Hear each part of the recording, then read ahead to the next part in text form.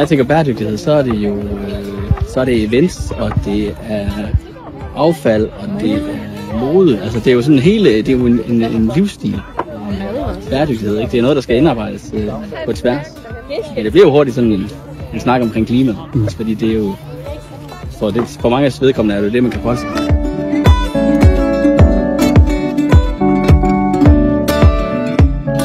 Det er jo et stort spørgsmål, men bæredygtighed, det handler vel noget om, at vi kan få planeten til at overleve i længere tid end bare min levetid. Til gavn for både dem og deres børn. Hvad skal vi gøre for at passe på naturen? At vi samler skrald op på naturen og putter det i skraldespand.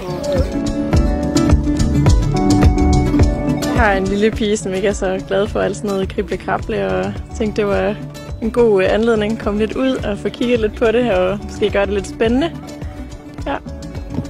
Ja, og vi har heller ikke været herude før, så det var dejligt lige at se, hvad det kunne byde på herude.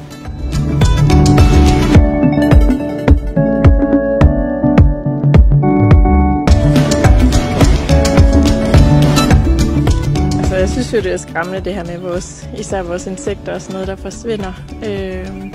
Jeg kan jo bare tænke på nogle år tilbage, når man kørte i sin bil, og hvordan den var sådan helt smadret ind, ikke? Og nu er der jo slet ikke på samme måde, og man kan jo også godt se det i sin have, og jeg synes, det er ret tydeligt faktisk. Det er meget skræmmende.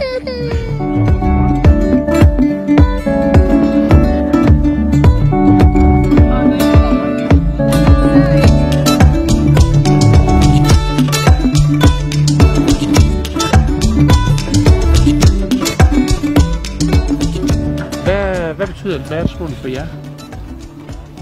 I det daglige ikke særlig meget egentlig. Der er ikke noget, jeg tænker sådan synderligt meget over, men når der kommer sådan nogle arrangementer som dem her, så tænker jeg egentlig ret meget over det. Synes jeg, det er vigtigt, at vi får kigget ind i og passe på vores jord.